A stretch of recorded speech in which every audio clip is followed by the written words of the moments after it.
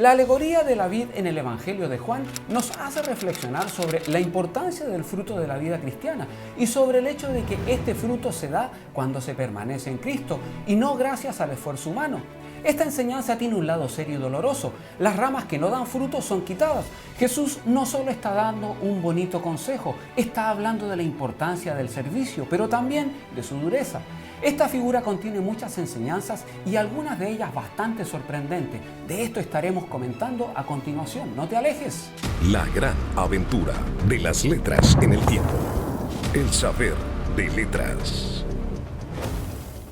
Es bastante probable que Jesús tuviera en mente pasajes del Antiguo Testamento que hablan de Israel como la vid. Ciertamente con el tiempo la vid se convirtió en un símbolo de Israel, símbolo que encontramos por ejemplo en las monedas en el tiempo de los macabeos. Jesús comienza diciendo que él mismo es la vid verdadera. No dice que la iglesia sea la vid, la iglesia no es más que las ramas que están en ella. Y Jesús no es tan solo la vid, sino que es la vid verdadera. Como hemos visto, en muchas ocasiones la vid representaba a Israel y el uso del adjetivo verdadero en este contexto apunta quizás a que Israel es el sarmiento degenerado de una vid extraña que ahora ha sido sustituida por la vid verdadera. El papel que el padre desempeña es decisivo. Cuida la vid y trabaja en ella para asegurarse de que dé fruto. Quita todos los sarmientos o ramas que no dan fruto. En este punto encontramos un poco de controversia entre los teólogos, ya que varios de ellos consideran que no deberíamos interpretar aquí que los verdaderos creyentes también podrían ser quitados.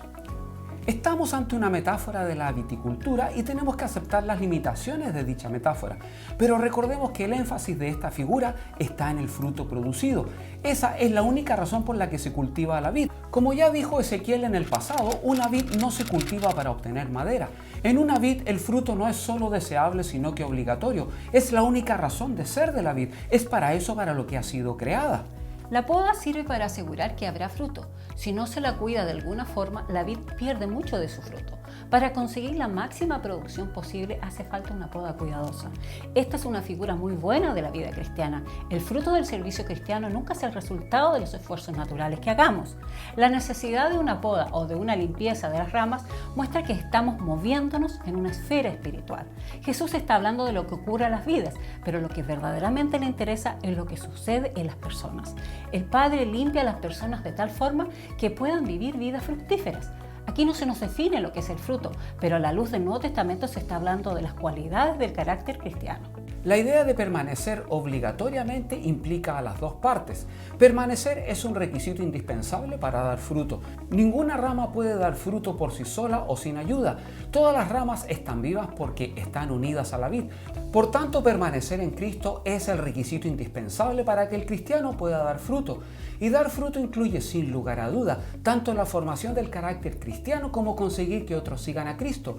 Esto incluye todo aquello que nace de haber recibido la vida que Cristo ofrece o dicho de otra manera, tener una relación vital con Cristo. El versículo 5 concluye con una declaración contundente sobre la inutilidad del ser humano si éste no está en Cristo. Separado de Él es imposible avanzar espiritualmente. En la carta a los Filipenses encontramos la misma idea pero presentada de forma positiva. Todo lo puedo en Cristo que me fortalece. Si alguien no permanece en Cristo, le acontece lo mismo que a un sarmiento, y todos saben lo que les espera. Se marchitan, los recogen, los echan al fuego y se queman, aunque no se nos dice quién los recoge y los echa al fuego. Estamos ante una palabra muy dura que subraya la necesidad de estar en contacto con Cristo si queremos continuar dando el fruto. Las oraciones de aquellos que verdaderamente permanecen en Él serán alzadas en su nombre, es decir, de acuerdo con todo lo que Cristo representa.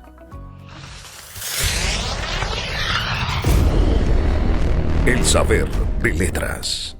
Antes de finalizar nuestro programa de hoy, quisiéramos concluir diciendo que la enseñanza de Jesús es muy importante y no podemos pasarla por alto, solo para hacer de la práctica religiosa algo más atractivo. Cuando los creyentes permanecen en Cristo y sus palabras permanecen en ellos, estos viven en relación estrecha con Él. Entonces sus oraciones estarán de acuerdo con la voluntad de Dios y producto de ello obtendrán lo que pidan en oración. Gracias una vez más por acompañarnos en la Academia del Aire. No olviden suscribirse en nuestro canal de YouTube y marcar la campanilla si aún no lo han hecho. Y así, cada semana recibirán un aviso cuando se haya publicado una nueva edición de nuestro espacio. Un fuerte abrazo, amigos, y nos encontramos nuevamente la próxima semana. Hasta pronto.